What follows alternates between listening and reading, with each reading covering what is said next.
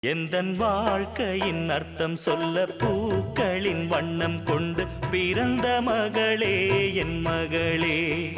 நான் வாழ்ந்தது கொஞ்சம் அந்த வாசத்தில் வந்துதித்து உயிரில் கலந்தா என் உயிரே.